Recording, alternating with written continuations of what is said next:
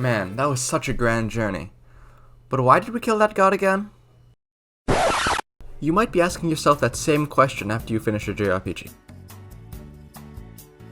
I could assume you know what a JRPG is, but you are watching a JRPG video, so I shall do some explaining. But before that, a little introduction wouldn't hurt. I'm Oren, now in 3D. Well, mostly.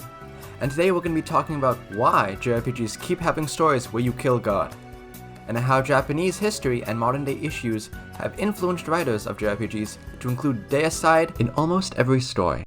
Circling back, let's talk about what a JRPG is. The term JRPG stands for Japanese Role-Playing Game, in reference to the Western tabletop RPGs such as Dungeons and Dragons. But unlike the Western version, JRPGs are not tabletop. They are in the medium of video games, and tend to have no role-playing aspects. But they still have the similar story and progression as D&D and many other tabletop RPGs. The first prominent JRPG was released in the year 1986, a game by the name of Dragon Quest. It was released to incredible success and served as the progenitor of all modern-day JRPGs, and was incredibly influential in the video game market. The story was as basic as it can get. It was a hero sent by a king to slay an evil wizard who was trying to revive some kind of dark monster. But future games inspired by Dragon Quest decided to deviate from the original's simplistic story. One example would be Final Fantasy II, released in 1988, which had the main cast facing, rather than an evil wizard, a deity.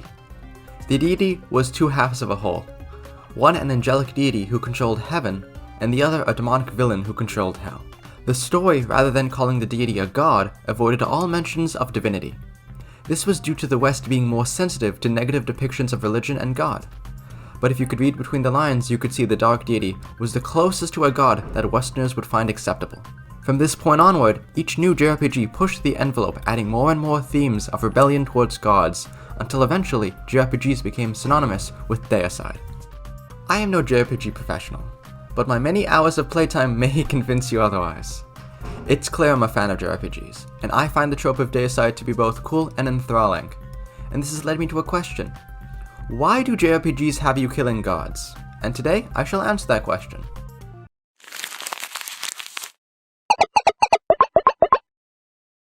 Man, that was such a boring prologue. Now that we're finally done, let's dive right into the RPG of JRPGs. Well, mostly the G. Nevertheless, allow us to begin. To get acquainted with the development of how religious themes evolved over the history of JRPGs, I believe a quick rundown would be in order. The grandfather JRPG, Dragon Quest, is set in a medieval fantasy, which was heavily inspired by Europe's feudal age, which predominantly had Christianity as the central religion.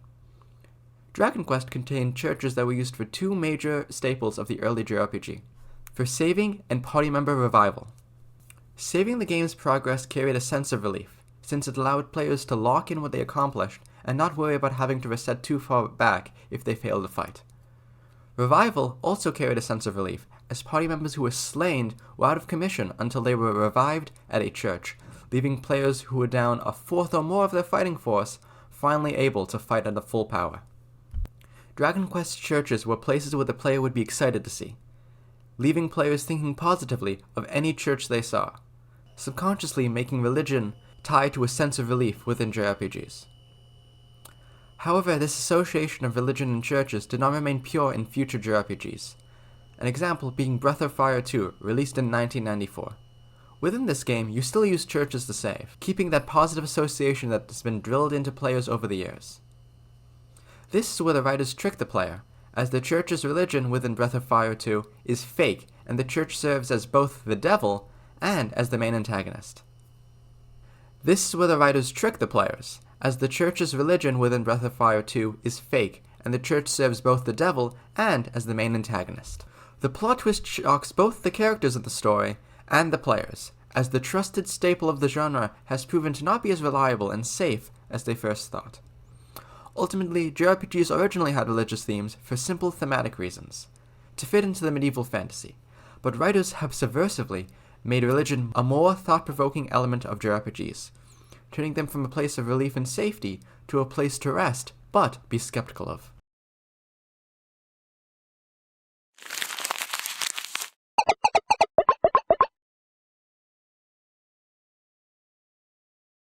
So we're finally done with that forest, huh? So next up we're going to talk about the most unique aspect of the JRPG, the titular J. The J in JRPG obviously stands for Japan, or rather Japanese. And Japan is a nation of a turbulent history. The nation that stands today can hardly be compared to the former Japanese Empire. After a governmental shift and a religious unbinding, Japan may have changed, but its past still haunts it. The Japanese Empire was once an absolute theocracy, holding their emperor to the status of divinity. The will of the emperor was the will of God, and to oppose the emperor was to oppose the heavens themselves. Japan was once a nation with a religion woven into every facet of life, as Shintoism would dictate how to act in day-to-day life, while the Shinto God King Emperor dictated the laws and military. But divinity's hold on the Japanese people began to wane over time. And can we just talk about who titles themselves God King Emperor? You think God King or God Emperor would be enough. God King Emperor is so extra. Westerners may have the wrong idea of how Japan viewed their emperor. They did not see him as an unfathomable creator of reality or even as a demigod. Japanese emperors were seen as kami, a term without proper translation, but simply put, it denotes divinity to a person, place, or object. Overall, it was quite reasonable to believe the emperor was divine, as he did not need to possess magic or live forever. He simply needed to win wars and bring prosperity. However, belief in the emperor being kami was around 50-50.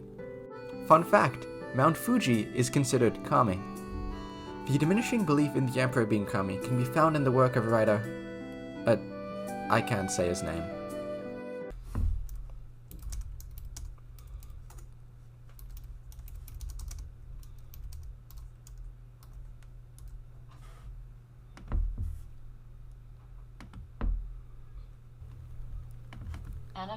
Tbeezer? Tbeezer? Okay, I got it. In Tibisaw's... God damn it. In Tbeezer's paper, Hirohito, Man, Emperor, Divinity, he speaks on Japan's final God King Emperor, and how Japan's theocracy collapsed as the nation failed to perceive his divinity after the loss of World War II. Within his book, he describes how the nation had such a universal belief in the emperor, as, quote, "In schools, the children were taught the divinity of the emperor," end quote. But this childhood education clearly didn't work, as, quote, "all Japanese people had to act as though they believed it. How many actually did so is debatable," end quote. Hirohito's divinity was clearly not fully believed, and despite the nation's efforts, people had to choose to believe in Hirohito, but those who did believe in him soon had that belief tested.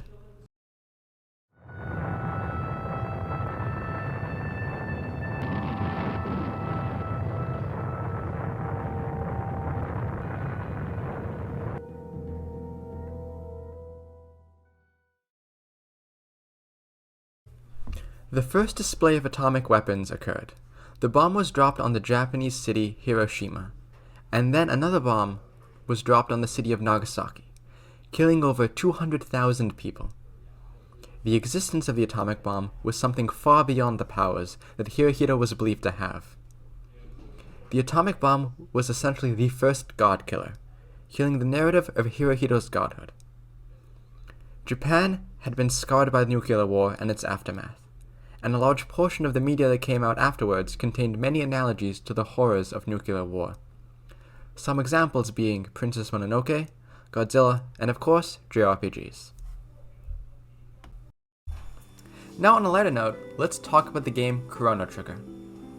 Chrono Trigger has a giant alien named Lavos, who erupts from the ground, killing an entire city, sending the world into an apocalyptic age. Many Chrono Trigger fans may not realize this, but Lavos represents an atomic bomb. This may sound far-fetched, but when you look into it, it is much more straightforward than initially realized. Now for a very broad story overview for those who have never played or may have forgotten some of the details. Within the prehistoric era of Chrono Trigger, Lavos falls from space and embeds himself within the planet, leaving Lavos almost completely dormant.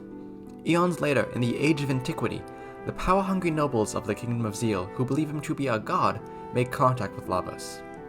Through this contact, the Queen of the Kingdom, named Queen Zeal, gains immortality and is able to power a giant flying castle named the Black Omen.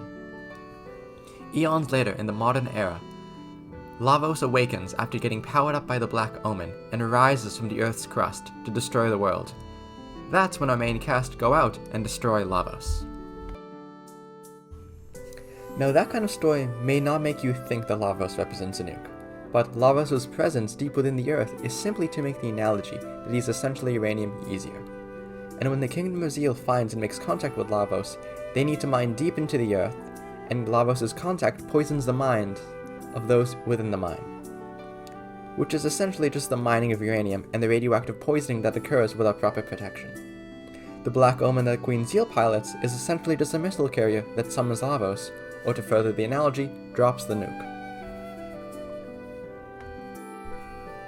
This connection puts the power of a nuclear bomb to that of a god, and that's why when our main cast stops Lavos, it is in fact both the killing of a god and prevention of nuclear war. In the protagonist side of the story, the main cast is able to stop the godlike Lavos through the power of collaborating with all the people from their travels. This is somewhat subtly referring to how if all the nations work together and establish peaceful relations, atomic weapons could be avoided and the world could avoid complete nuclear fallout. As Chrono Trigger shows, Japan and Jrpgs have been deeply inspired by Hirohito's fall from divinity and the atomic bomb's drop. And from the ashes, the theme of being able to stop the unstoppable through collaboration is shown. Such a theme is one that both I and thousands deeply resonate with, and its prevalence in JRPG narratives is from the scars of Japan's past. Overall, Japan's history helps explain why deicide and its themes are so prevalent and popular in Japanese media.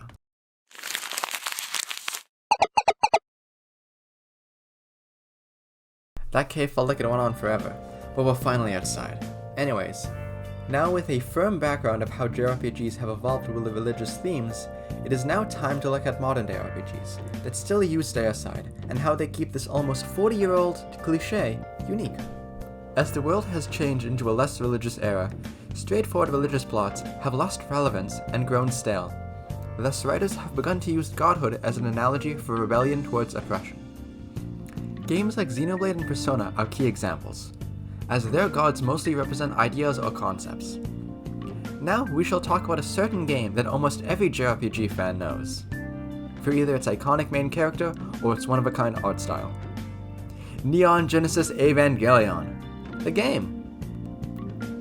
Wait, you guys don't know or care about Eva? Fine, I'll talk about Persona 5. Persona 5 is the 5th game in the Persona series. Persona has had a bit of a change in theming since Persona 3. Ever since Persona 3, each game tackles issues that teens face within society, such as finding the meaning of life, being true to yourself, and within Persona 5, standing up to injustice. Persona 5 first introduces its theme of rebelling against society with their very down-to-earth and relatable villains. The first villain in the game is a gym teacher named Kamoshida, who uses his powers to abuse and harass students. It is later followed up with a greedy CEO who kills competitors, and the final human villain is a corrupt politician. The writers choose to introduce villains whom the audience can easily find real-world parallels to. This is to allow the players to easily be invested and immersed into the story, and later internalize the themes. The game also dives into Japanese culture, something writer... not this again. How do I say this one?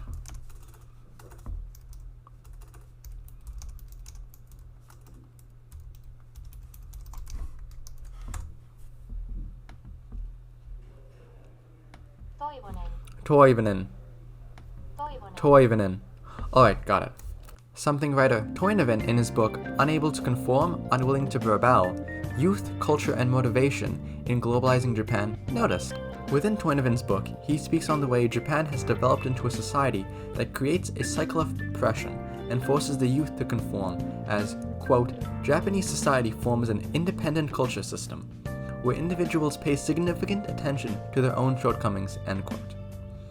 This is clearly a very negative environment for people to grow up in, as it rejects their creativity and individuality. But then we learn how and why people must be so critical to themselves, as, quote, They do so in order to improve themselves so they are able to meet conformist expectations, therefore maintaining social harmony." End quote.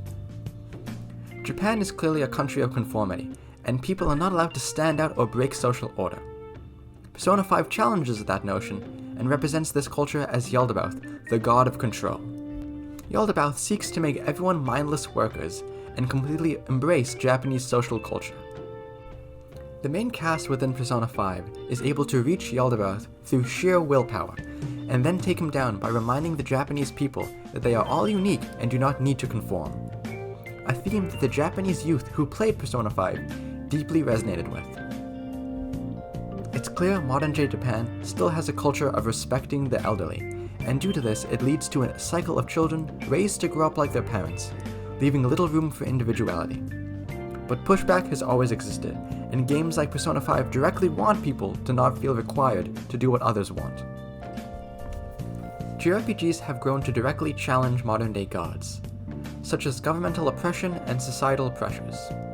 Jrpgs still use the old trope of having the cast fight a god, as fighting back against divinity is the ultimate narrative representation of willpower being strong enough to fuel prosperity. It is clear that modern-day JRPGs use deicide to tell stories to inspire and motivate players, as well as wanting players to not feel trapped or powerless within society. In comparison, older JRPGs also use deicide as a representation of their problems. And you can play older JRPGs to get a sense of the issues people faced at the time. Ultimately, deicide was a culturally Japanese way to represent everyday people facing adversity.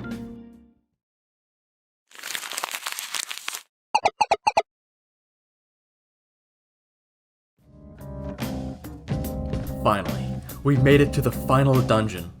The conclusion. JRPGs originally had religious themes for the sake of fitting into a medieval fantasy, but writers wanting to make the games more unique decided to put a dramatic twist on religion.